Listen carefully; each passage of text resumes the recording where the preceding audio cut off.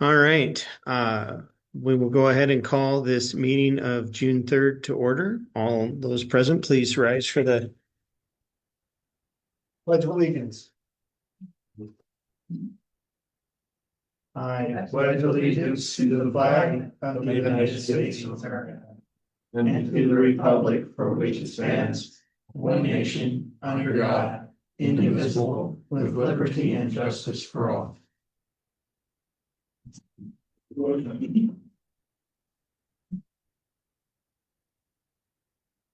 All right. First order of business tonight is the approval of the minutes of the city council meeting of May 20th, 2025. And I do have an amendment that Holly caught, but I missed. It says that Mayor Merger breaking the tie with a nay. I actually just let the motions die. So I abstained, yes. So that is the only change I found, well, Polly found. So we first move to approve the minutes. Okay, Oh, second. so it's been moved and seconded to approve the minutes. Are there any other changes or corrections or additions?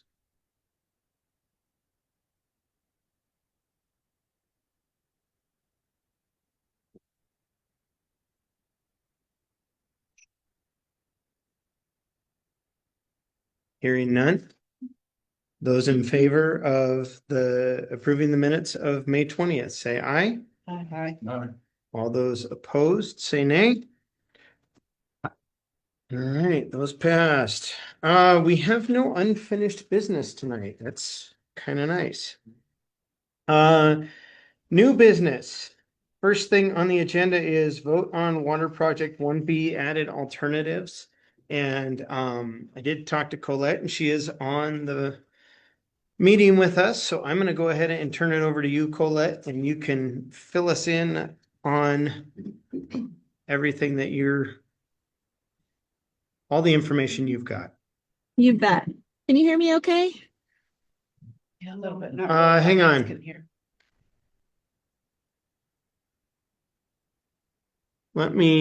You're only coming through the computer. Let me Oh, kick okay. over to the TV here.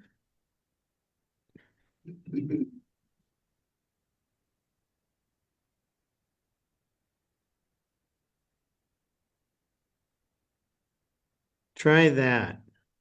Okay, can you hear me better now? Not really. No. No. What if we move the mic by your computer?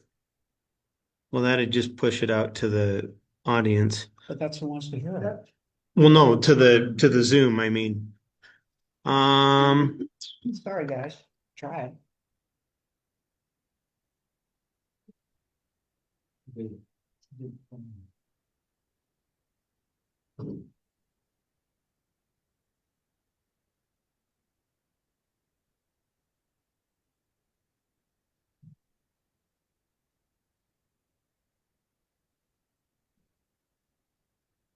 Donations. Is it anything on my end, Stuart, or? No, I don't think so. It says it's going to the TV, but audio don't.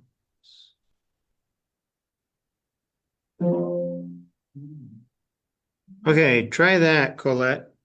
Can you hear me better now? But we'll just have to deal with it.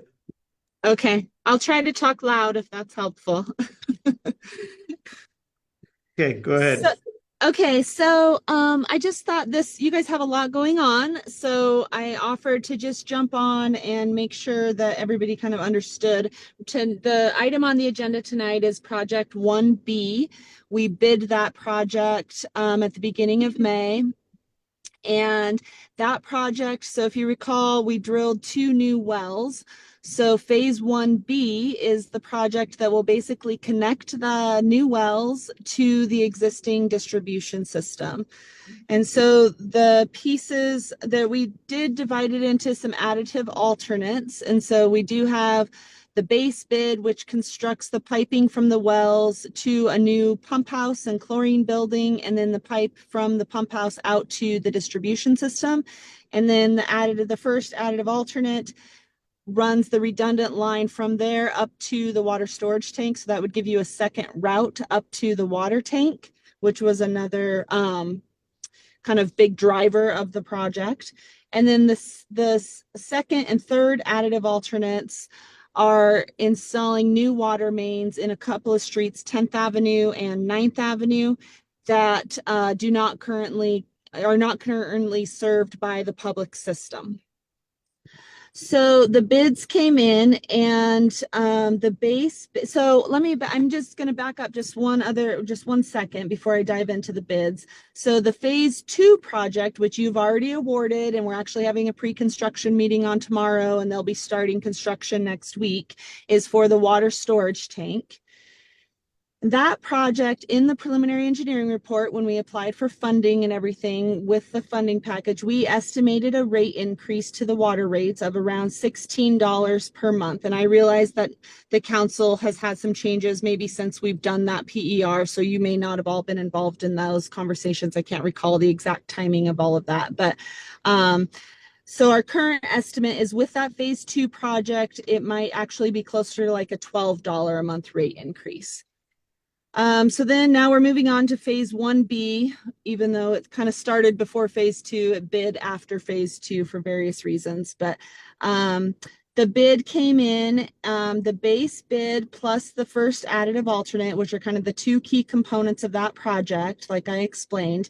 The cost was $2,459,000, and I'm rounding to nice numbers there, but that's roughly what it is. We try to go into every construction project with 10% of the construction cost in contingency funds. So that would be roughly $246,000, just shy of that. So leaving a total construction budget needed of $2.7 million and change. So currently, with contingency, our construction budget, oops. Sorry, can you guys hear me okay? Yep. Okay, so that's about 2.7 million. And so we have about 2.3 million remaining in our construction budget. And the reason I brought up phase 2 is because the bids came in under budget for the phase 2 project. And as a result of that, rural development rescinded $493,000 in grant funds.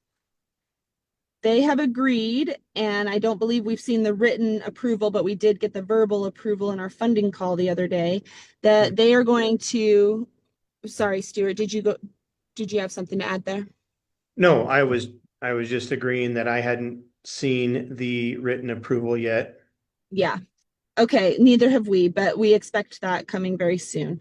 So the rural development has agreed that they will reallocate the $493,000 in grant funds to that phase 2 project, and that they will have us basically change order out that amount of work from the phase 1B project and add it into the phase 2 project. So it's all still getting done, just kind of under a different budget, if you will.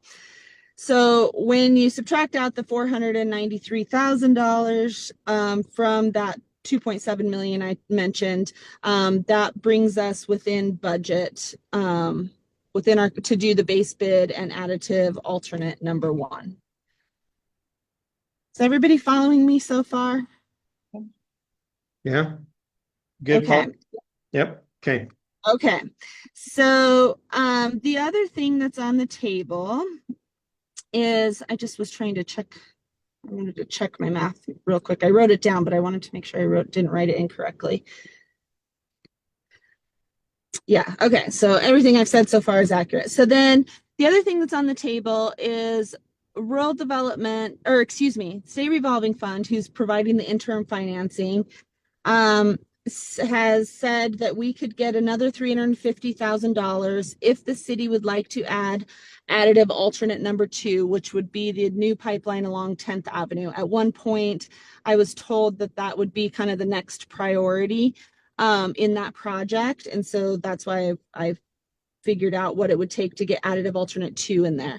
So the $350,000, they have said that they would forgive half of that. So you'd have $175,000 grant and $175,000 in additional loan. So that I mentioned earlier with the phase 2 project, there's a rate increase of around $12. And so you'd be looking at closer, somewhere between probably $12 and $14, $15, somewhere in that range. If you added that additional loan and wanted to do additive alternate number 2. And so I think tonight, with all of that being considered, you are trying to decide how you would like to proceed with phase 1B and what you would like to award. And my recommendation would be, if you're going to award the project, to make that motion contingent on the funding approval for the $493,000 grant and funding agency concurrence to issue the award, if that makes sense. And Colette, I guess my question for you would be, if we decide to just do the base bid, do we have to go back to the contractors? So if we decide to just do the base bid, there's 2 things to consider there. We don't have to go back to the contractors. There would be it would be awarded to a different contractor. So Okay. if we do the base bid plus additive alternate 1 or any combination of additive alternates, it will be the same contractor as building phase 2. Mm-hmm. There's a different low bidder if we do just the base bid. Right. That would be, I think it's Coleman Construction, if I remember correctly, but I would need to double check that. Okay. Did you ask another question besides that? Did I answer your question? Yes. Okay. Any questions? Anything not making sense? So these additive alternatives, these were laid out in advance as funding becomes available. Is that correct? Yes. Okay. And they were all bid by all of the contractors. Mm-hmm. So there was the base bid, there was base bid plus alternate 1, alternate 2, alternate 3. Okay. And these bids have to be done in this order to be effective. Because I gather the additive alternate 1 would provides more lines up and down the hill from the storage tanks, has to be done before the remainder of the town is concerned. Well, what that would do, and Colin, correct me if I'm wrong, is that would loop the system, that would loop the new pump into the storage, Yes. which is kind of important so that we can, yeah. Yeah, so I think we got to I do think that. Yeah, I think the important thing to consider there is if when we wrote the preliminary engineering report, and this was a while ago, but we applied for grants, and that was one of the arguments we made for the need for the project. So I think the funding agencies would see that the base bid and additive alternate 1 would have to be done before anything else, because that's what we kind of made the argument for in the grant applications. Makes sense. Yep. And in these priorities, this is on the 10th Avenue Northwest. Is that replacement line or that is brand new? That's a new line. There is no line running west of the school. Is that correct, Colin? That's correct. Yep. And same for 2nd Street Southwest, which was not considered tonight, but I just see it's on the map. Yep. Okay. But so that Well, that's actually 9th Avenue Southwest and then down to 3rd. Yeah, starting at 2nd. Yep. And 9th Avenue is the 3rd additive alternate. That would require more than the $350,000 in additional funding. And that was also a new line. Right. And Okay. then, just thinking overall, because I haven't been on board for all the planning, is there plans then for the rest of Southwest neighborhood to be addressed for city water in the future? So Hang on, Colette. Pardon? A lot of that's in, Is that, phase. Okay, that phase 2? Yeah. okay, Phase 2, it's all gonna be this.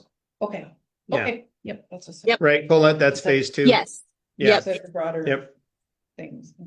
that's the part of it that'll start next week. Right. And the rest of phase two is the replacing the water tanks, right? Correct, yes. And Yeah. that part of that project will happen next year. Right.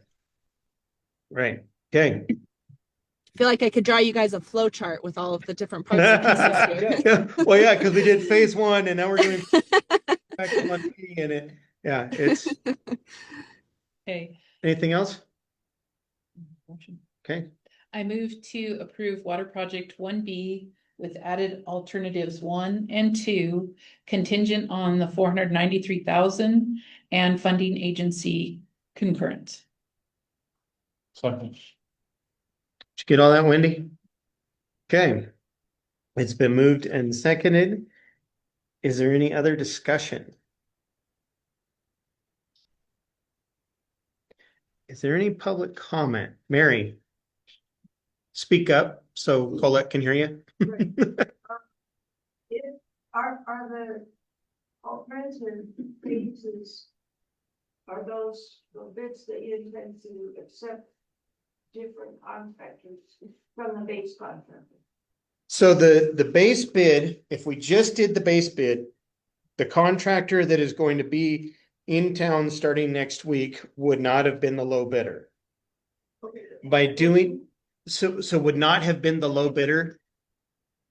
Well, So- Easton is the one who's gonna be here next week. I think it's Coleman or Cole. Mike Coleman Construction. Mike Coleman Construction is who was the low bidder for just the base bid.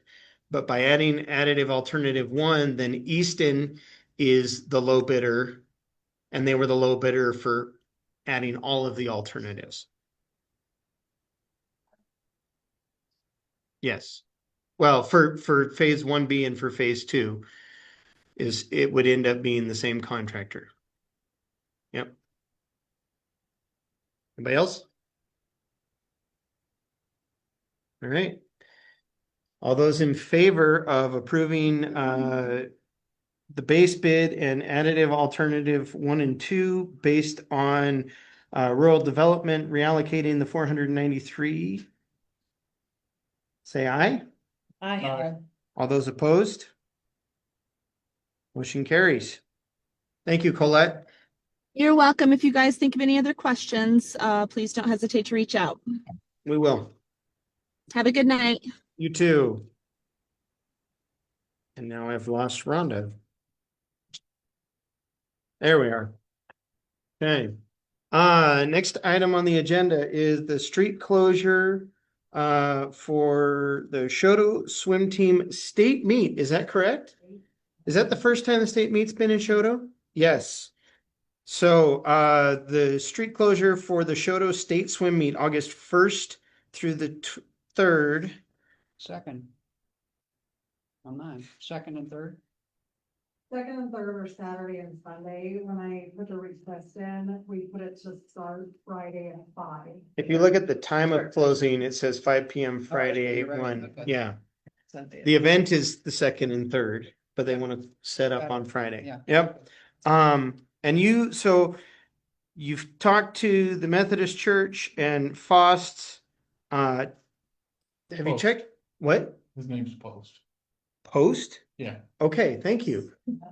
I figured it was a silent P, not a silent F.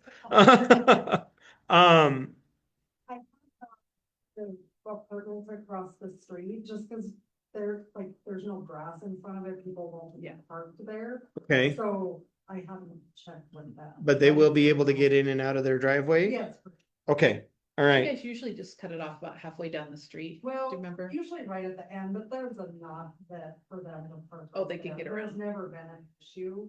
Okay, Before everybody's always been. So, okay. yeah, and I texted Post next door, I haven't heard back. So, but it was a long text, just sort of the run of show for the whole weekend and just that if you have concerns, let us know. So I haven't heard back, but they good? He won't. That's Okay. And did you hear back from the Methodist Church? Yeah, we've got a contract from them. because Okay. We're potentially using the parking lot for some food truck vendors too. Cool. Which would be fun for the whole community, so. Yeah. Alrighty. Yeah, I move we approve the street closure for 5 p.m. August 1st to 5 p.m. August 3rd for state swim meet. Second. It's been moved and seconded to close the street for the state swim meet. Is there any other discussion? My only concern is they didn't put the exact locations or anything from point to point, but I'm good. So it's from First to Division of First Street, First Avenue, no, First Street to Division Street of First Avenue Southwest, Northwest, First Street. Northwest. I'm Southwest. The church to the city office. There we go. Any public comment? All right, call the question. All those in favor, say aye. Aye. All those opposed, say nay. Okay, the next thing is the discussion and possible vote on electric charging station. Thank you, Rhonda.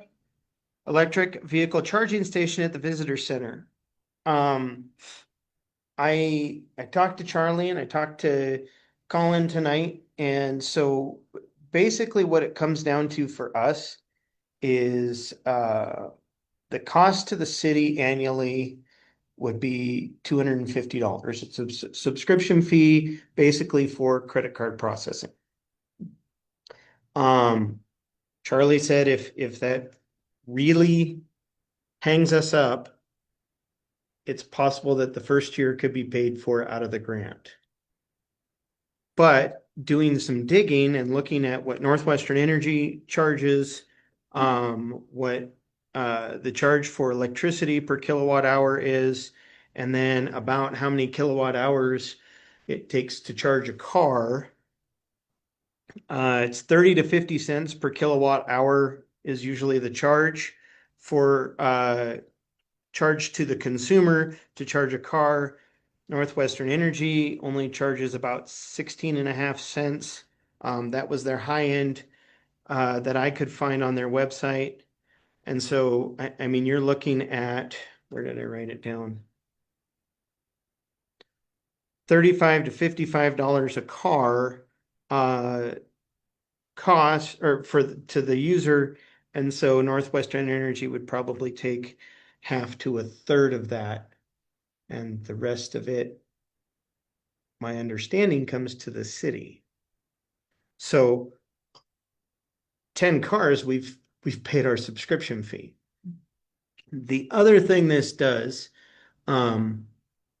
should do, I'm not going to say does until I see it in action, but it should reroute people off the interstate up Highway 89, because when these go in, Google says, hey, here's where the electric charging stations are.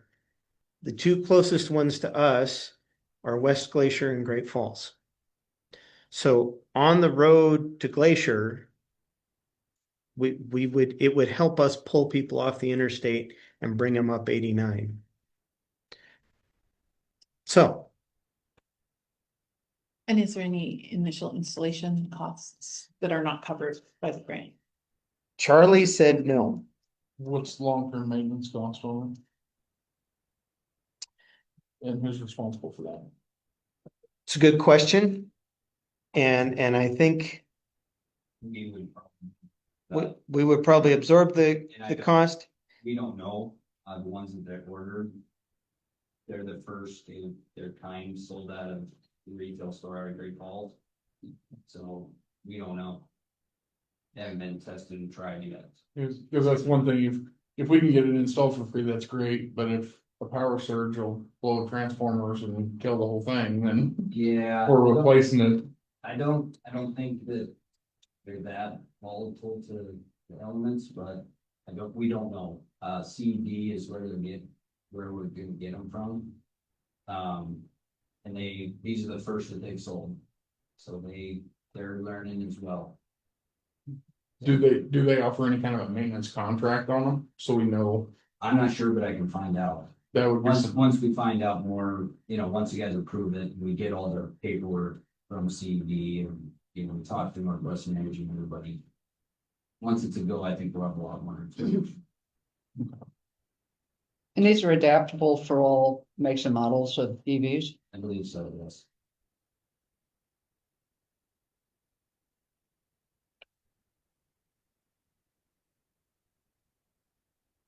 Well, I think it's a good idea to do something of this nature. I mean, it makes sense economically, except for the upkeep problem, but I've seen those things all over the place and they don't seem to get bashed up much. I mean, they just sit there. Yeah. Except for the swastikas that are painted Yeah. on them sometimes. Mike, you got a question? I was just wondering where at the information center, they're gonna be. They would be south of the information center is my understanding. Is that right? It'd be, so if you're looking at the visitor center, it'd be right to the left, because it's closer to that telephone pole. Oh, okay. And that's the incentive too, because it's a new service, we have to be within 100 feet of that telephone. Okay. So we can't Go go, between the restroom and the. The next and year. the Ashland Park. Yep. Oh, that's They're not smack gonna dab where interfere the, with our car shows and all that good stuff. and that's also where the farmer's market sits. 11. You can't move to the south side of that building? yes, Would that put them outside the 100? Would that move them 100 feet from the pole? Question. Moving them to the south side of the building? oh, we'd have to go wheel it off. Okay. But yeah, within 100 feet of the pole is free, but if we didn't add that, and that grant may pay for that, don't know, you have to ask Charlie if we can move them further south. Well, and we could ask the representative of Kappa here tonight if she has anything she wants to add. I might give you some information. This is earmarked money in the first year of the grant, and I believe there is some wiggle room for some additional funding. We had to get 3 quotes, so to speak, for it. But there is some room there for it. And this is one that was selected by our steering committee, which is made up of the participants that have applied for the grant under the auspices of CAPA. And this is how they want to use their additional earmarked funds. This was not originally in the grant, but this was something that we all decided was a benefit and could be a quick demonstration of tourism and attributes that could be a benefit to show. Okay. And you think that putting it in the business center isn't too far off, shall we say, the commercial center of our They town, such as putting it over at the weather beater, which really is, because the Yeah. weather beater is one of our projects, but the Old Trail Museum is also one of our projects. Mm-hmm. And because of the Old Trail Museum being there, it's really a very logical Oh, spot okay. for it. it is comfortable, at least they can have cover if the weather changes. Mhm. And they are looking at the route and the ability to have it be on maps, and it should be a benefit. We've been working with Great Falls in this spot.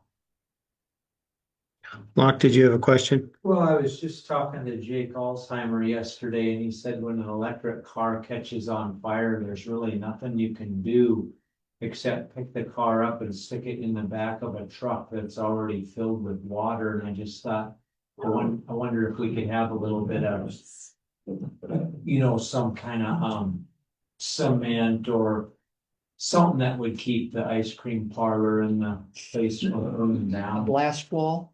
Because we can't really control what cars come in and, the upkeep of the car. So I just thought I'd mention that. Mhm. Is this is public comment right now? Well, do you have a question? Well, I thought that I noticed there've been questions during public comment. Mhm. but Yes, do you have a question, Nate? I'd appreciate you actually treating me in a respectful manner. I'd really appreciate that. I'm just So- trying to be clear. Excuse me, Nate. I'm asking if you have a question. If you have public comment, we need to make a motion first. It's on what we're talking about here. Yeah. not Open public comment. I got it. Understand that, Okay. so if I want to make a public comment on this subject. Yeah. Then No, so public comment needs to wait until we've made a motion. If he has a Did question, Mary public comment? Is she? so Mary is here as a representative of Kappa, which is who is helping us to pay for these chargers. So I asked her to give us more information. Okay, I don't have any objection to that. I'd just like to know, what. Locke made a comment. There wasn't this sort of ire directed at Locke. Nate, And I so do not have what- any ire. I just asked if you had a question. If you would like me to show ire to you, I can, but I'm just asking if you have a question. Do you have a question? No, I'm not going to, waste my breath asking why you're speaking with me in such a condescending tone, but I do have a comment to make. I have a comment to make on this particular subject. I'd like to Okay, make a comment excuse on me. this. Excuse me. If you have a question, because Locke's question, it was couched as a comment, but do we know what it takes to put out a burning electrical vehicle? What I'm trying to determine is how I make a comment. You wait for us to make a motion and then you make a public comment. That's the third time I've said it. Let me know when I'm able to make the comment. I will. I'll make a comment at that point. I really appreciate that. I will.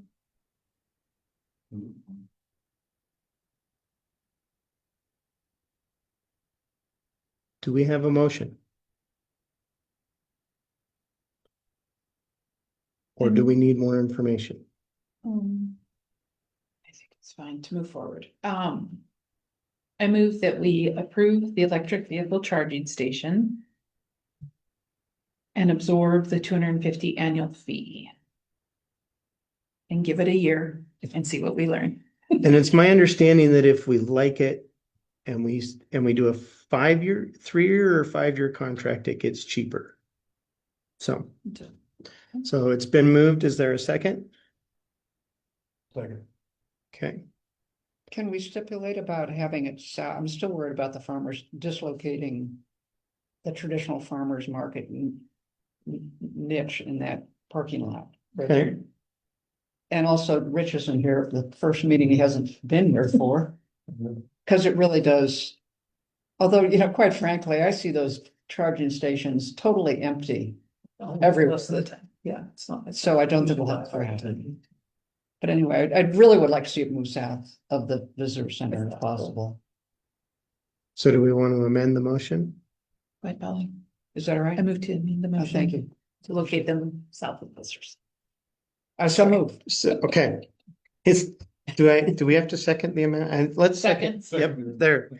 Okay, moved by Polly to amend the motion to, let's see if we can put them on the south side of the building. And will be a lot more expensive to move them there. Just due to underground sprinkler system, we Oh. have gas, fiber, everything else there. That was kind of the other reason we were gonna put them where we put them, but we can definitely look into Give it a try. that. Question Okay, well, public comment.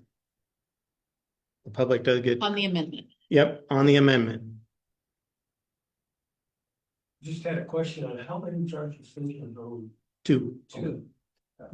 Yep. It's like Polly said, I was just at Big Timber and got gas to and from. Going south and coming north, and I never saw a Tesla parked there. Mhm. They have 5. So. Okay. Mary, comment on the amendment? How long, what's the average life of time it takes to charge a car, and does the owner have to be right there? I don't know how they work. So I'm trying to remember what I read earlier today because I didn't write it down. I believe it's depending on the size of the battery, it's between 20 and 40 minutes. So, and it's like anything else you plug it in and So they could go and have ice cream. Mhm. And go to the museum. Yeah. Yeah. So,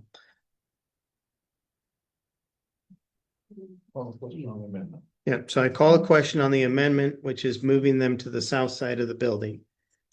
All those in favor, say aye. Aye. All those opposed, say nay. And now the original motion to proceed. Is there any other discussion?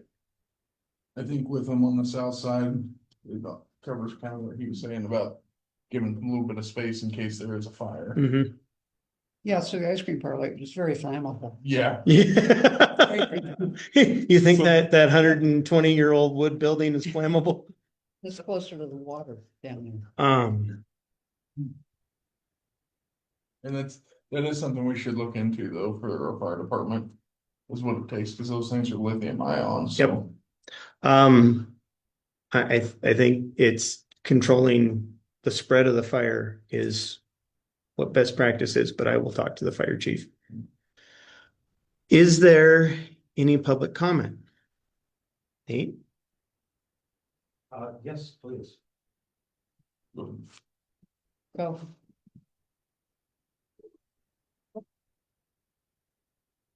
Whenever you're ready.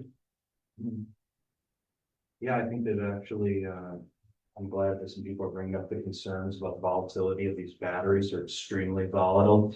There hasn't been, a remark was made that there's, not really much vandalism to these electric, stations.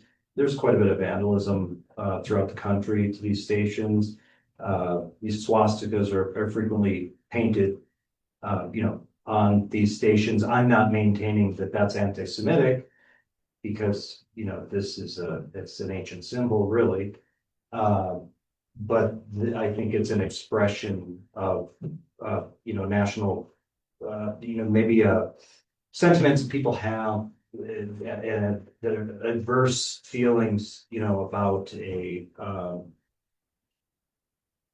national socialism in America, maybe. And, I really wonder where the grants are coming from, what the sources are for the grants. But yeah, I think that it's very, very volatile batteries. And I question a little bit of, the source of advice that you're seeking with some of these people promoting tourism, because of, parties that they're affiliated with, parties that make untrue statements about me, North Central Democrat organizing people. And, there's some sort of lip service to mental health, but really these same sort of people that are involved in this are making untrue statements about me, have made untrue statements. This is all documented in police reports. I don't know what their qualifications are, their mental health qualifications. I don't So know Nate, how- bring it back to the Chargers, please. Yeah, so that's all, this directly relates to the Chargers, because, there's the correlation between the mental health and the Chargers is the advice that you're seeking regarding tourism is coming from a source that makes untrue statements, that is outside of her, scope of, practice and expertise regarding, a person's mental Okay, health. I need you So- to stop talking about Mary, I because that didn't- is not the when only. When did I say the name Mary? When did I ever say the name Mary? Or, so not like a correction to that. I didn't state. You're right, Nate, you did not say the name. Either talk about the Chargers or please have a seat. Yeah, so I think the Chargers, I think definitely the concern with the Chargers is that, they blow up. You have these vehicles, these autonomous vehicles. There was a case in Nevada where the car goes up on the sidewalk and starts hunting a person down to drive the person over. So I think that that's another safety concern, that some of these cars are driving towards people and running them over. I think that's a legitimate safety concern. And so I think that all of that should, I think it'd be wise to take all of that into consideration, regarding, the batteries blowing up, the batteries burning property, the batteries harming people, the cars harming people, killing people. So considerations to take, you know, granted, I can see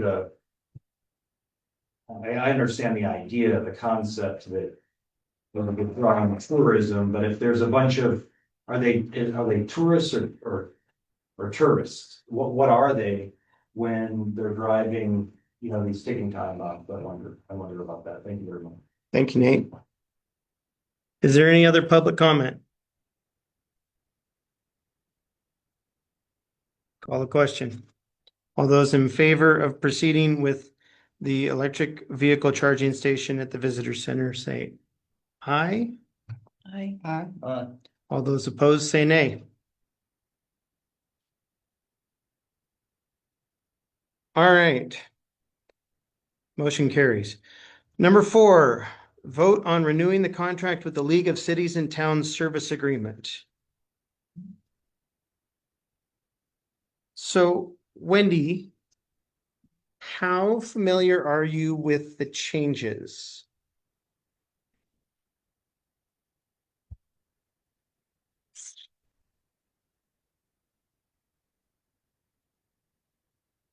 yeah, I think they're the old one, but it looks pretty much like the one that we signed.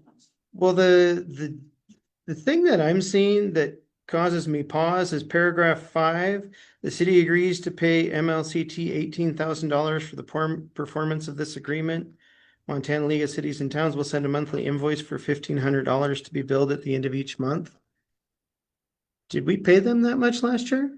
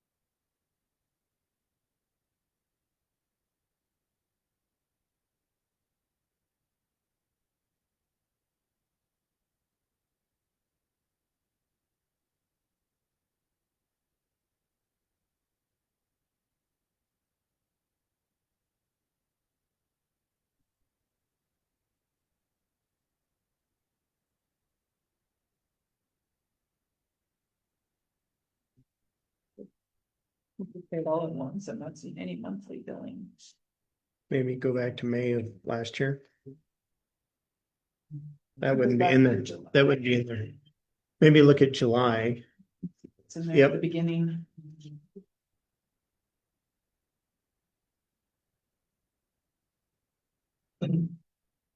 Well, wasn't it split up between all the people? We'll wait on it. Could you define for us the contract to League of Cities and Town Service Agreement actually is? Oh, So we work with Montana League of Cities and Towns. They provide us with services, advice, a membership also allows us to take access to trainings. There is weight behind legislation, etc. A lot of what we get from our contract with the league is budget help from Julie Rogers. She comes in and helps.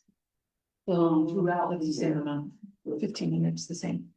So that's what we paid them last year too. Okay. oh, okay. Just when you add it together, it looks good. What's that? Nation, so So information preparation, trainings, Kind of like a CPA for the city. kind of. I don't physical service. Not technical, Well- no, it's financial. Yeah, Jody's in here quite a bit. Thank you, Luck. Thanks a lot. Yeah. She's actually helping Tom with end of year right now, right? Yeah. The new fiscal year that starts on July 1st, so. Right. they'll be busy. Yep, so it's all the reports. Okay. Okay, So that is what we paid them last okay, year. just all in one Yeah, sum here. yeah, Okay, it- frightening. It did look different. It's written differently on the agreement, but it's the same. Maybe some towns pay it all up front and others do the monthly one. Okay, that's So- really, okay. All right. Do you need a motion? Yes. Their public comment. Not yet. After we make the motion. I move that we sign the new agreement. Second. You're done. It's been moved and seconded. to renew the contract with League of Cities and Towns Service agreement. service agreement. Is there any more discussion? Are they our only option for this kind of service? They're our only affordable option? Okay. Well, that's why I'm asking. I wasn't sure how to, I think, They're the best for us. yeah, That's fair. yeah. And we have failed to do audit, so, No, and that's an important the piece to important that. yeah, they get us audit ready. Is there any public comment?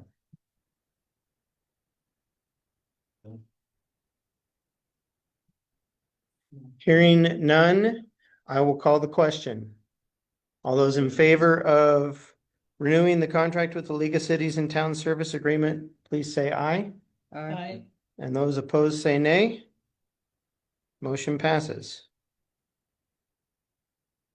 Review and possible vote on the edit to the sheriff's contract. I called for it, Nate, It said I had a vote. and I called for it and I looked right at you.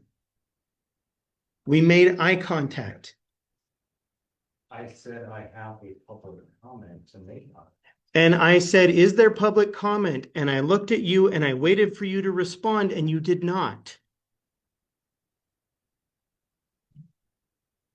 I said I have public comment. on And when it came time, Nate, listen to me. There are a couple things going on here. First and foremost, if you are going to participate in this meeting, there are rules and there are ways to do it. I gave you the chance to do it within those. It is not my job to decide whether or not you have changed your mind. When I gave you the option and you did not take it, I assume you changed your mind. I am sorry. We made eye contact, so Locke apologized because Locke was engaging me in conversation. So how was I engaged in conversation, looking at him, having conversation with him, and then you made eye contact with me? I'm not gonna make an issue of this, okay? If you want to conduct yourself in this manner, go ahead. I'm not gonna make an issue of this. I'm participating in a lawful, polite manner. Thank you. Review and possible vote on the edits to the sheriff's contract.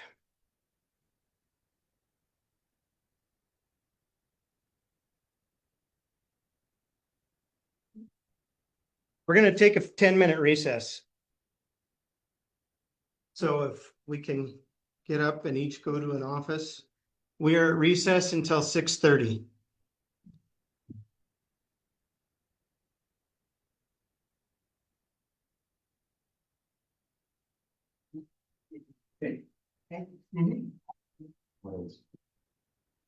What made you guys?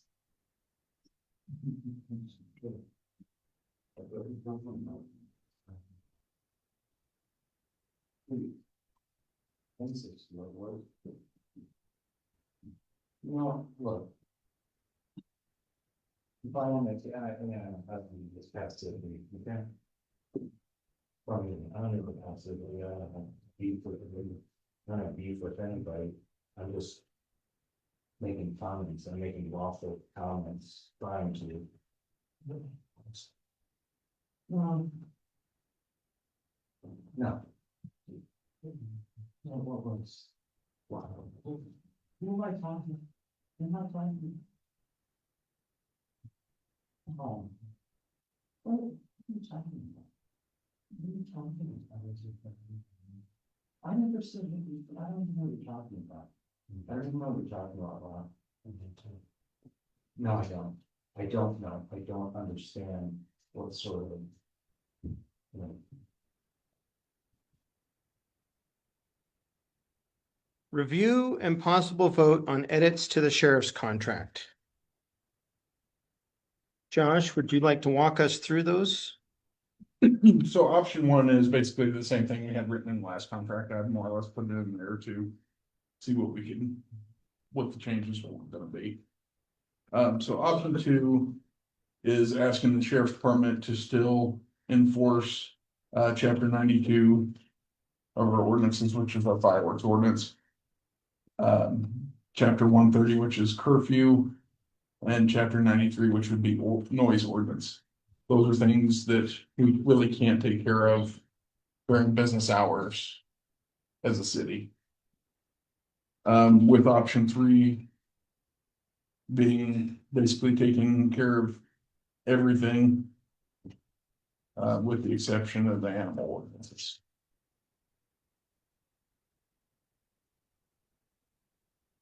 Unless the animals are causing noise. Yeah, and then, yeah, if they're causing noise, it still falls under the noise ordinance. Right. But that would be, as far as the animal section, it's the animals at large, vicious animals, that kind of thing. Yep.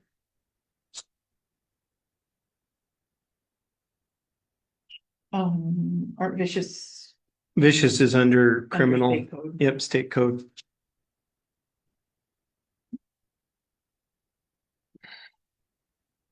But yeah, licensing and all that is. Yeah.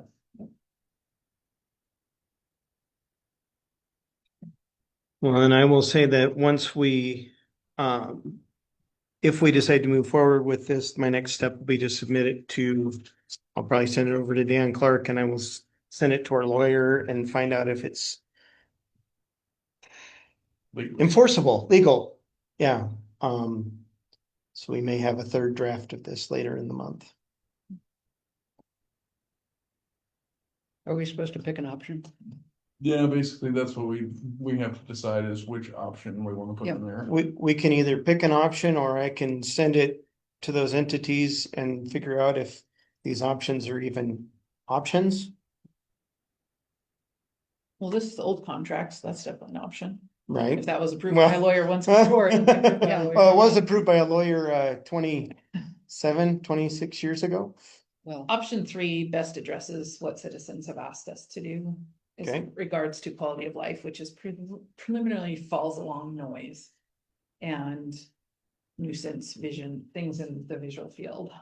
So I like option 3 to be included as the piece that addresses what citizens have approached me about, that they're most disgruntled about in general. And in my opinion, like I said, I put this together. I like to, because it handles everything we can't handle as a city during the regular business hours. Whereas like our disabled vehicles, lawn maintenance, vegetation, those two things are things that we can handle as a city during regular business hours. Okay. But it's one of those things that we have to have an enforcement officer. Yeah. And by law and our own ordinances, we're supposed to have a dog catcher. It says we shall, in the first section of that animal ordinance. In our animal ordinance. Yeah. Last time we advertised, we got Yeah, that many applications. so, Maybe it's time to change that ordinance. yeah, and that's very possible. Does anybody feel ready to make a motion? Do we want to table it until I hear back from the legal legals? What do you guys want to do? Holly, do you have any preference? Do you have a question? well, because the wording in option 3 and the way it's organized in this proposal, it's mutually contradictory, because you've got, you know, the vicious or dangerous animals are drifting here under city. Right, and Jurisdiction. so vicious and dangerous would have to be They've get gotta be stricken from protected. that, We yeah. have to strike that out. And then all these other specific exclusions that are mentioned under the sheriff office enforcement responsibilities.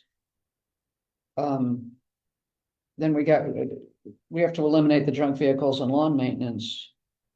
But yes, to nocturnal noise complaints, fireworks.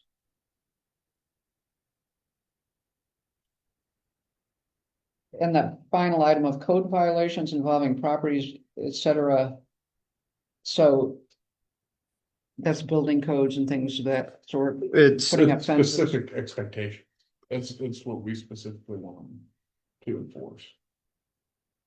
So the noise complaints. So we want the sheriff, so on option 3, that's the sheriff taking a, See, I can't tell whether it's, you're excluding it from the sheriff or excluding it from us. it says the sheriff shall respond to and enforce violations of all other municipal ordinances, including but not limited to those 5. So when somebody needs their lawn mowed, the sheriff is gonna serve them? The sheriff's gonna take that letter over? That's what that says, right? Yeah. Yeah, So basically the way it's written is option 2 is anything that's emergent that we can't handle with the city 8 to 5. Option 3 is every city code is enforced. Maybe option 2 is a cleaner representation of what could be achieved then. Go ahead. You mentioned the lawyers, who are the lawyers that are involved in this? so our city lawyer, Kyle Moen, right now would be who I would send it to.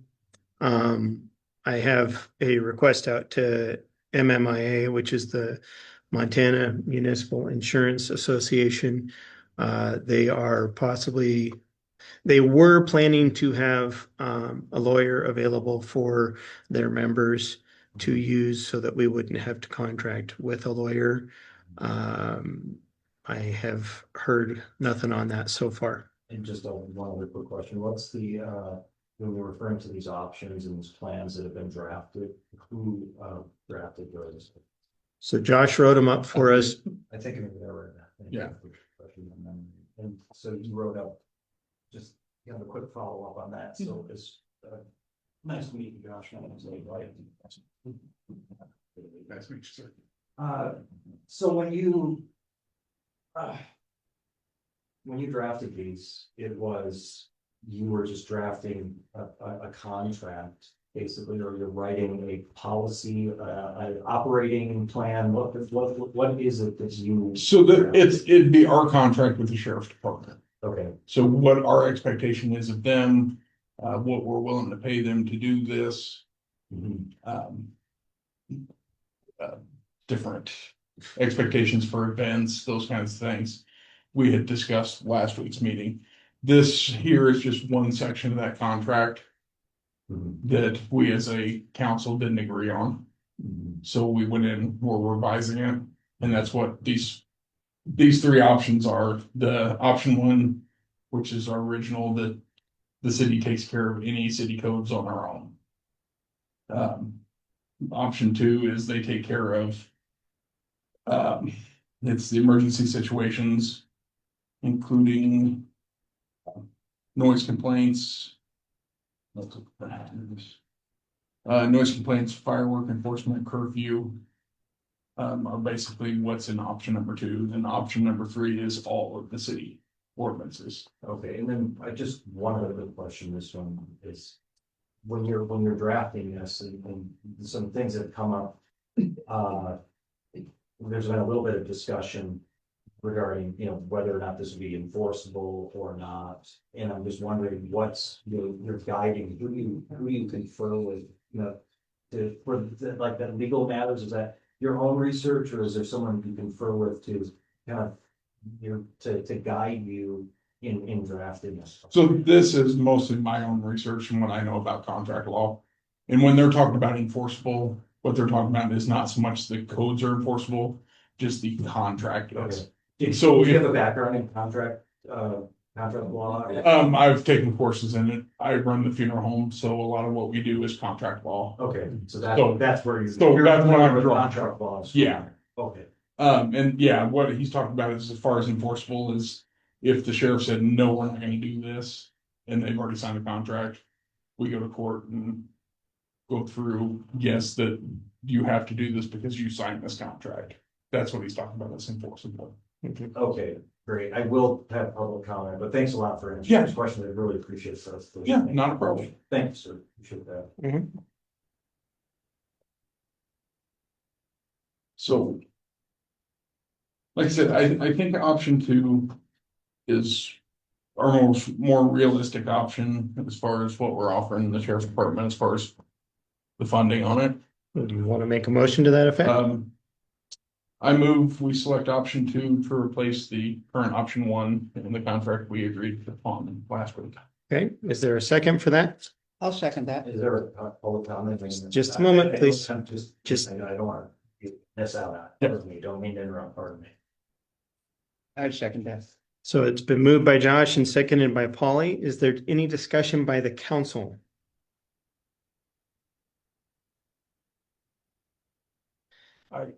I do want to say something. Go ahead. I did talk to Judge Rasmussen this week.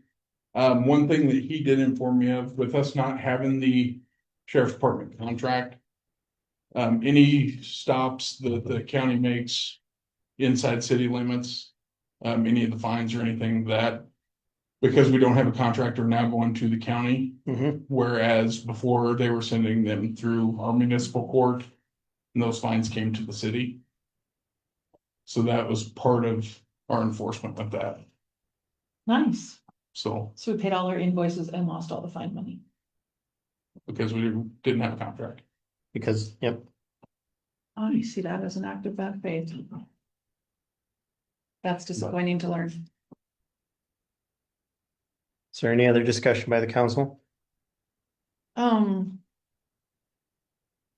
Do we have a plan to enforce other city ordinances without the sheriff?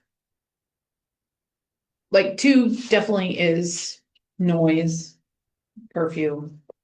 It's old contract plus curfew and noise. Everything else that irritates people, how are we gonna get that done? Wendy, about the Conrad police. So just one of the options that was taken to the institute by Dan Clark was that Conrad currently has a police department. A fully formed police department that was dispatching all of those services. I'm well aware of Conrad's. And so his suggestion was possibly for Choteau and Fairfield to reach out and see if Conrad would let us kind of be under their umbrella as part of their department. It's like contract an officer from them. Which is one of the things that would be a provision under House Bill 333, right? Yep. It was just, an option. And that person would reside in Choteau, but be sort of like a franchise of the Conrad Police Department. Probably. It's still in its, PD. yeah. If nothing else, we could use it for code enforcement. Yeah, no, that's what it's for. I mean, that's what I'm But looking keep for. in mind, I don't know that anyone actually reached out to Conrad and talked to them about this. It was just one of those. Just a possibility. Suggestions that he had. Because we've clearly identified that it's too much on office staff to be patrolling the streets, and yet neighbors are constantly irritated by these other ordinances. You know, I will say. but to knock on a door is very hostile these days. When it comes to the lawn thing, you've actually had people be really receptive to that. 90% of the people who receive that letter would mow their lawn and it's not a problem. Yeah. So there are things that we're effective at, and there are things that the ones who are gonna break that rule are just gonna break the rule. Yeah. Okay. Any other discussion? Maybe we ought to just send the options 2 and 3 and let the lawyer fumble through it. I mean, I would hate to send just 2 and have him reject it. If he has 3 on the table, maybe he can reconsider. So are you wanting to amend the motion? Well, I'm thinking that maybe we need legal counsel. So are you wanting to amend the motion?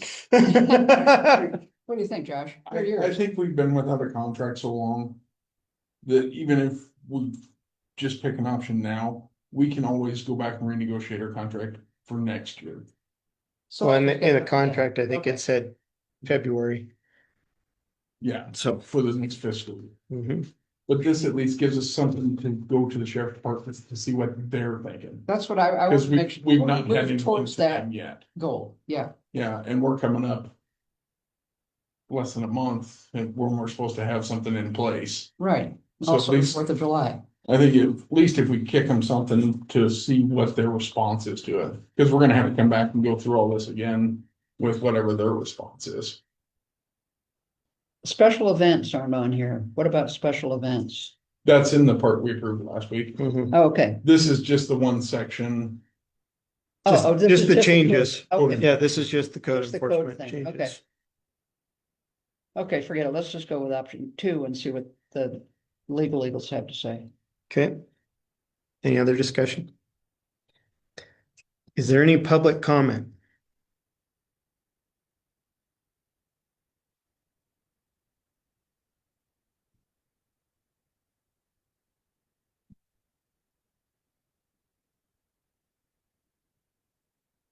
I've made several comments regarding the, law enforcement or that takes place, the policing by the policy enforcers, the police.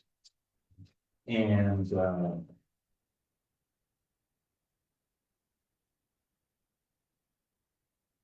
I find it very, very concerning that given the nature of the comments I made regarding being tied into a chair while my hair was pulled by an officer, while another officer screamed in my face. All of this is documented. All of this is all demonstrable per the sheriff's department's own documentation. But the council has repeatedly been dismissive of this. I will say I have referenced this conspiracy to violate my civil rights, which took place in the city office by city and county officials. And Stewart has said that he would like to review that video. He'd like to review that video with me. It doesn't seem that the sheriff is even familiar with the video. He seemed really concerned when I was discussing this video, and I discussed how I mentioned one of the officers that was involved, and he said he was concerned that they had actually their uniform on during this activity that took place. You have a person that works for Montana League of Cities and Towns that was involved in it, still affiliated with the city of Shore. And I'm bringing this up again because I'd like this dealt with openly, and I'm not the sheriff says maybe I should litigate. I also think that the sheriff has a responsibility when he's been made aware of criminal activity that's taking place, even if these are by city or county officials, to do something about this, and we're falling into a realm of selective enforcement. So I think all of this should be discussed, and I'm looking forward to speaking with Stewart about this on how we can resolve this, the real damages that I've suffered. And you have councilperson Heather saying that it's an act of hostility these days if you knock on someone's door. It's hostile. It's hostile is actually being disallowed your right to due process to be able to represent yourself by a law enforcement officer, assaulted and battered, then tied into a chair while a law enforcement officer pulls your hair, which she wrote about that in her police report, and then another officer screams in your face. That's somewhat hostile. So this is who you're reviewing, signing a contract with, and how is this? I'd like to know what you would consider that to be. Now, right now, that isn't a question, but we can mediate this. We can mediate this. But I brought this up so that Keith could step forward and do the right thing. It doesn't seem that Keith is interested in doing that, or it hasn't gotten to the point where he is willing to do that. Hopefully he'll be willing to do that. Stewart seems willing to review this, but it's really irritating for a lot of people because they may have fantasies about policemen. And I'm not a cop hater, but what I don't appreciate is my rights being violated by anti-constitutional laws. Thank you very much, I really appreciate it. Sorry. I wonder. Ah, okay. Sorry, I figured out how to turn off the voice. Is there any other public comment? Those in favor of adding or of putting option 2 into the contract for the sheriff that we approved at our last meeting, signify by saying aye. Aye. Those opposed say nay. All right. Josh, if you would get that put in there and get it over to me, I will take care of that. Claims. Approve the claims. Second. It has been moved and seconded to approve the claims. I just want to note that there is not a sheriff's bill in there. Is there any discussion on the claims? Pretty standard. Is there any public comment on the claims? Call a question. All those in favor of paying the bills, say aye. Aye. Those opposed, say nay. That's a joke, Stuart.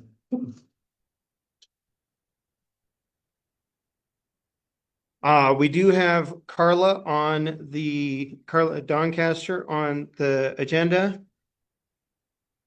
I've agreed to give Carla 10 minutes, which is why she's on the agenda, not on public comment. Right? That's what we talked about. I would love you at the podium, please. And I think I got the voice turned off. Okay, well. Oop. Giving me the opportunity to meet you and to reiterate again, friends and neighbors.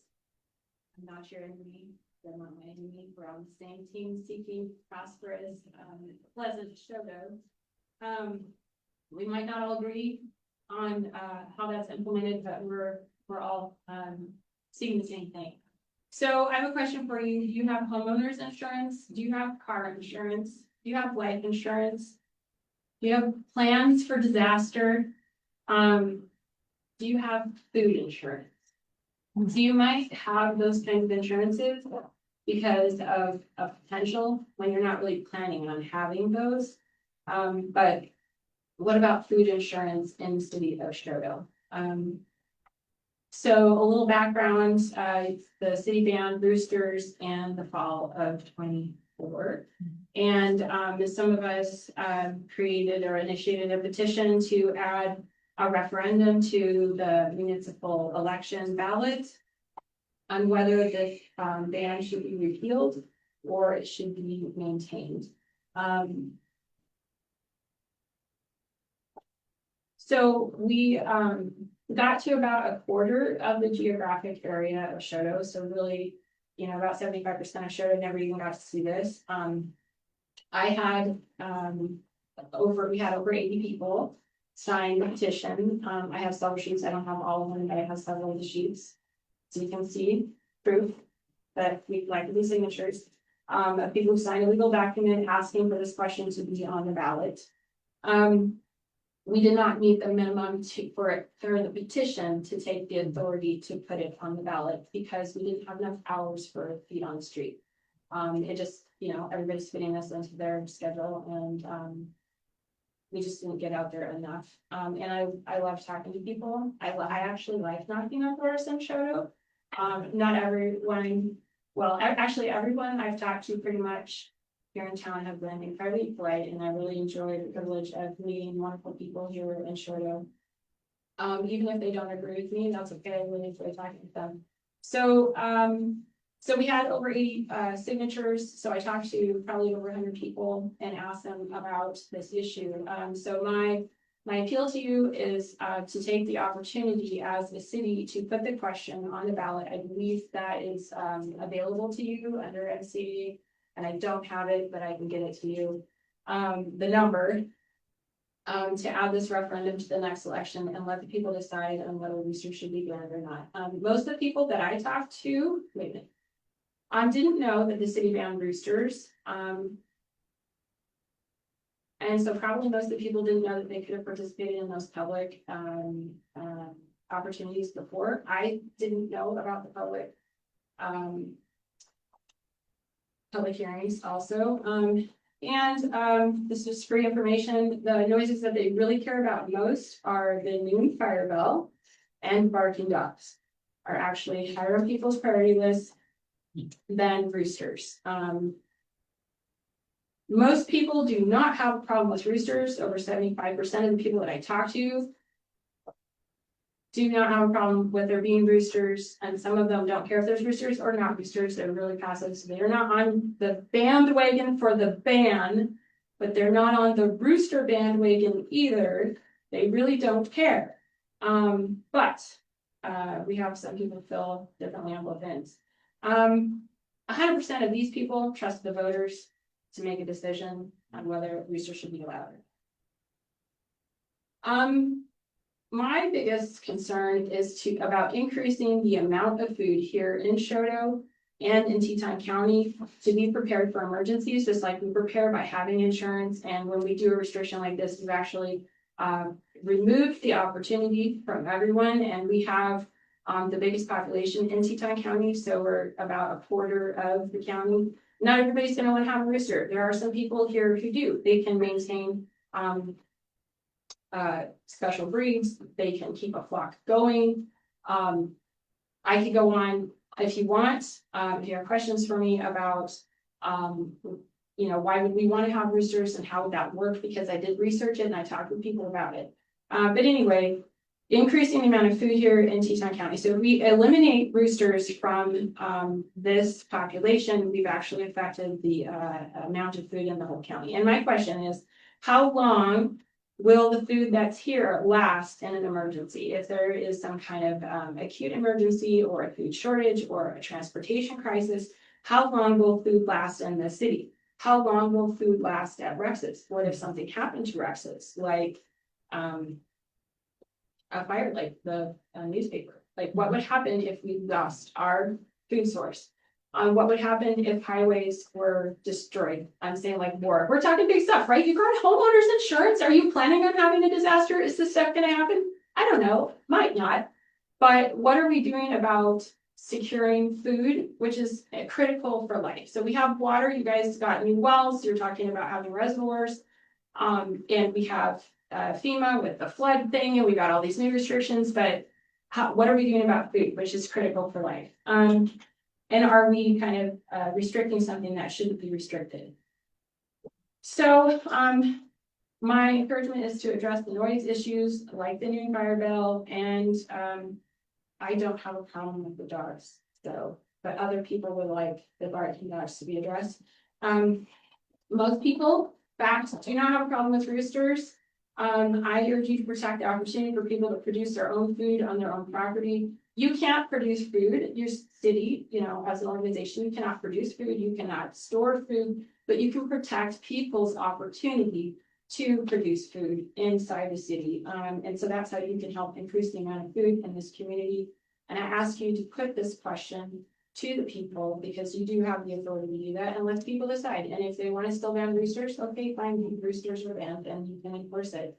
I might still campaign for responsible rooster ownership and change people's mind out on the street anyway, but that would be an organic and transparent way to address that question. So that is all I have to say. I'm still 3 minutes left. Do you have any questions about my experience in conversations I had? Oh, one little thing, it's very sad. Some people did not want to sign even though they wanted to, and they agreed with the petition because they were afraid of political reprisal. And that is a thing, sadly, in this community. Anyway, questions? Thank you, Carla.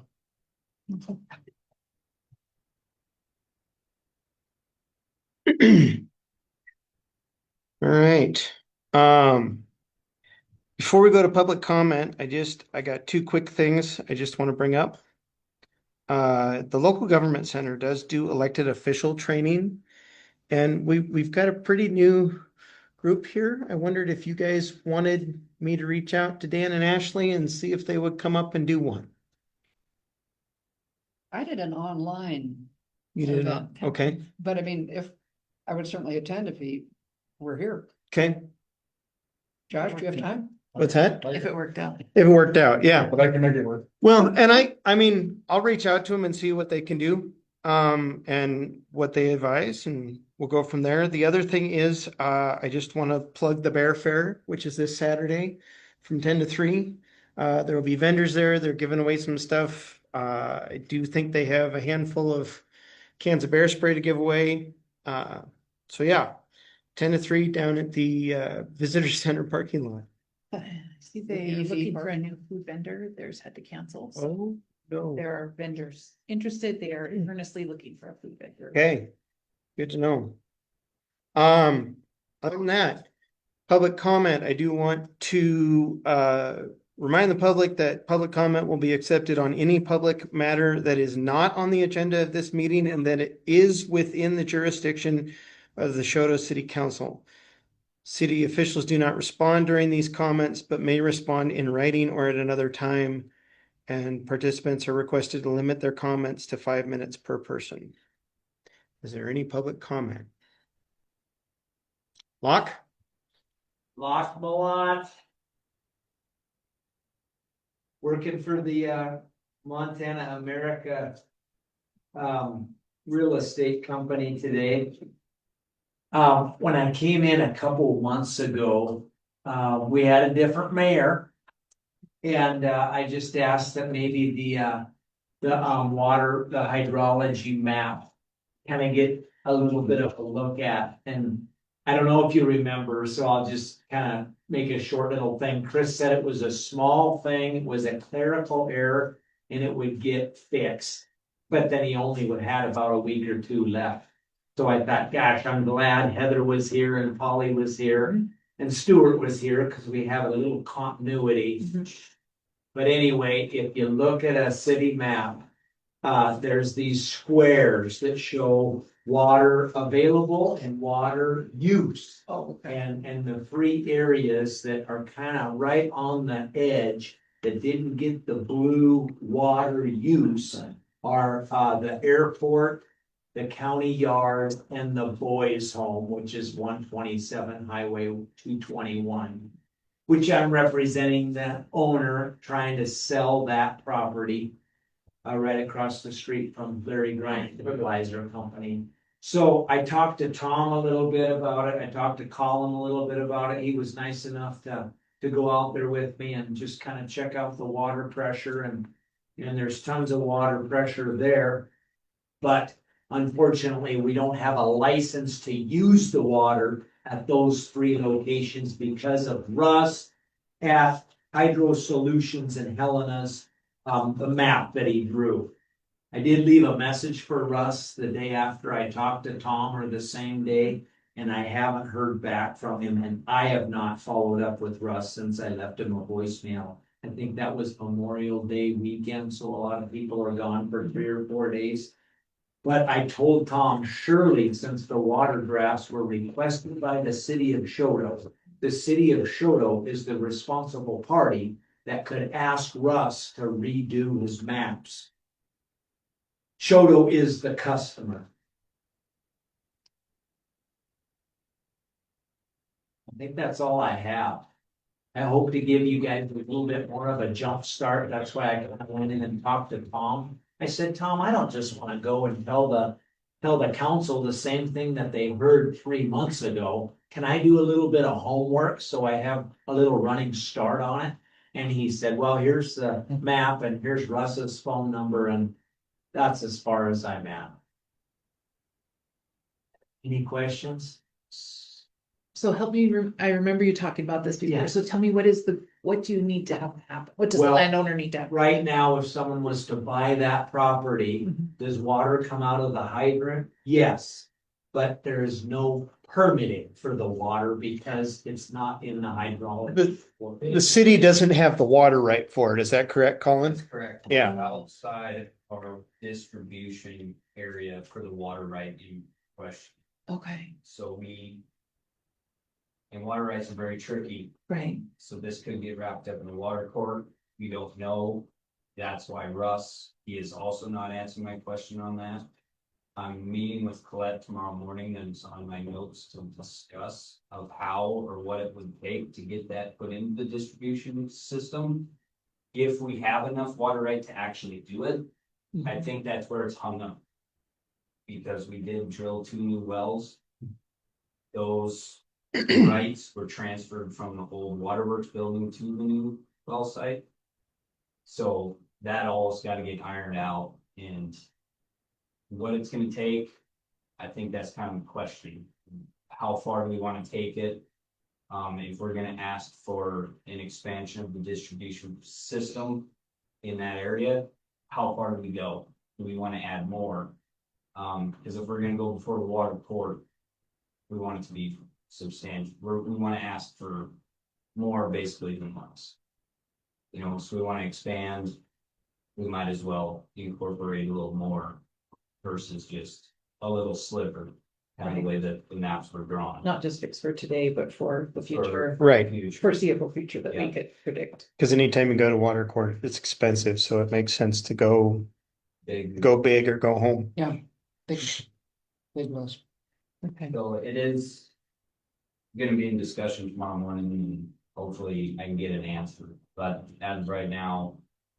And Russ is very knowledgeable on water rights stuff, it seems. But basically the answer I got from him, it's a lengthy process and it's gonna take some time to iron everything out. But we are working on it.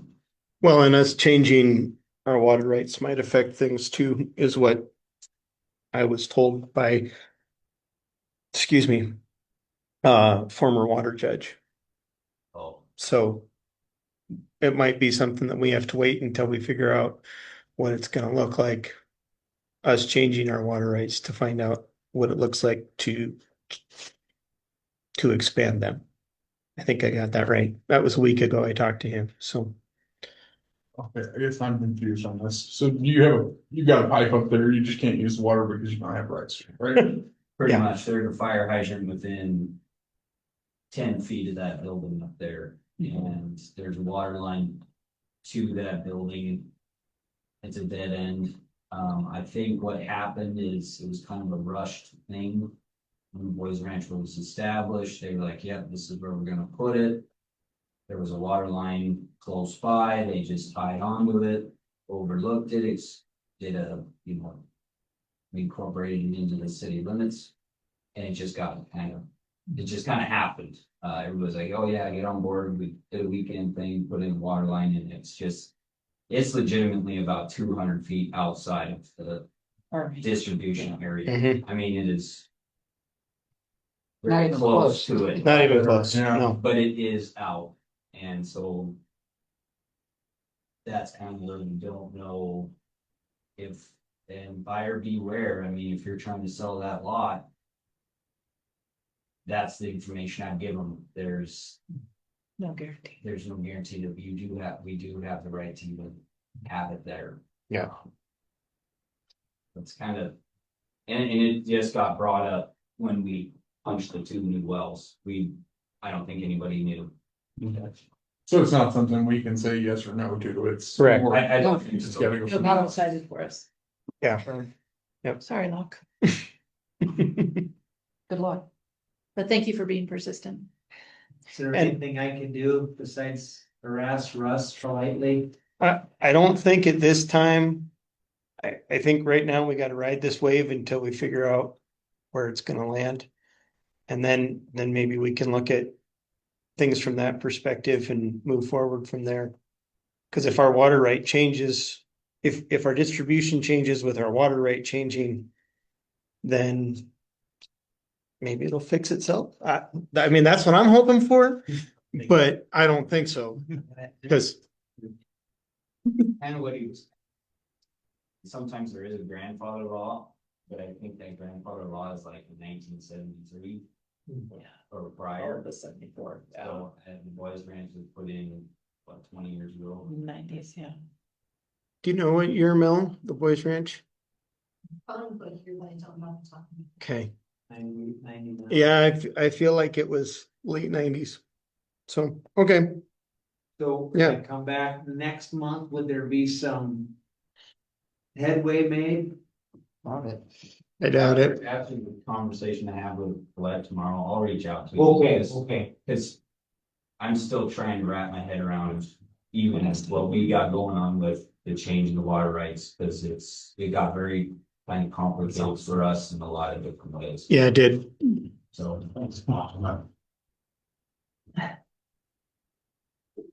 Is there any other public comment? Nate, Thank you.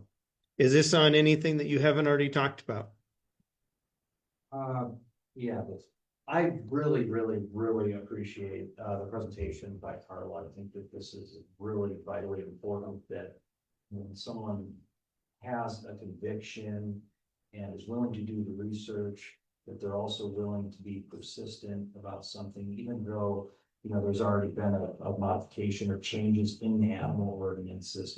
I think it's really important for people to remember that the animal ordinances are more recent history.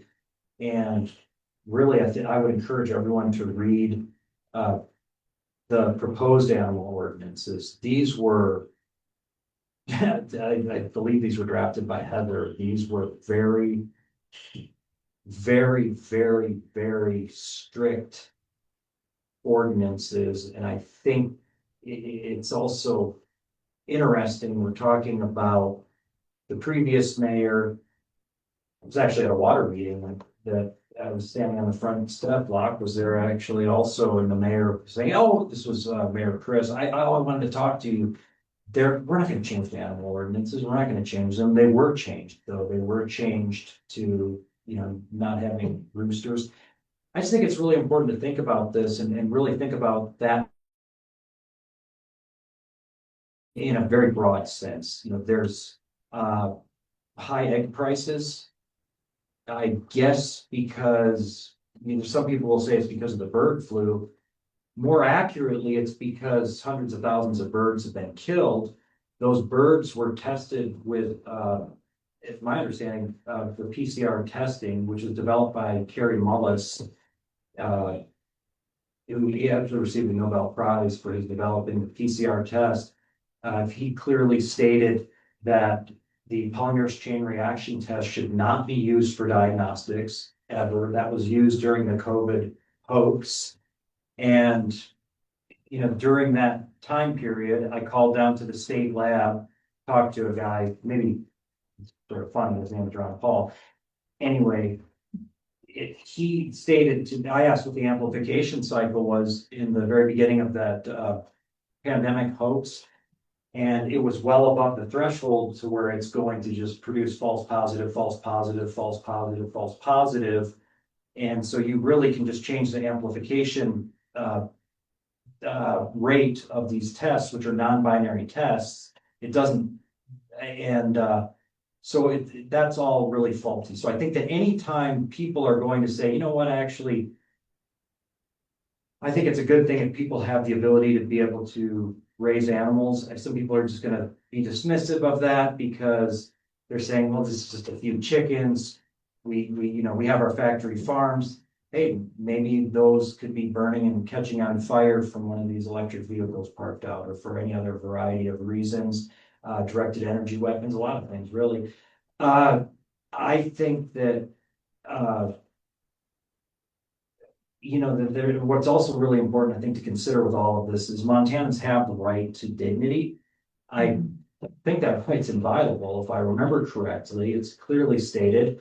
And I think there's a problem treating people like children in this area. I think Carla was correct to say that a lot of people aren't forthcoming with what they say because they're concerned about political retaliation. I don't know if that's exactly how she put it. Forgive me, I'm not, quoting her verbatim. It is very communistic around here.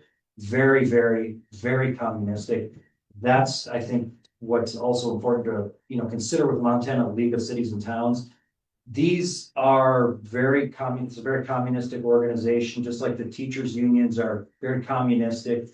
And they are going to conferences, regional conferences, and then they are basically trying to persuade all of these people that are from entities which should be more or less sovereign, in my opinion, like these that should maintain that sovereignty, each individual town, each individual city.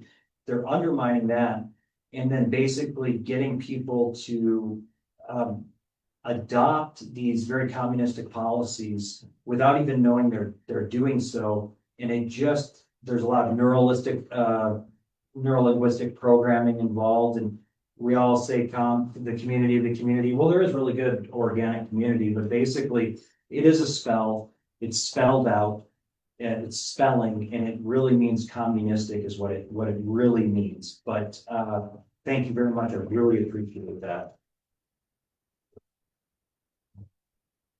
Any other public comment? All right, we will go again on June 17. Polly will probably be late on Zoom. I will be zooming in, but I will be here digitally. So, yeah. Other than that, Thank you. do we move to adjourn? So, All right, we are adjourned. thank you, George. You bet.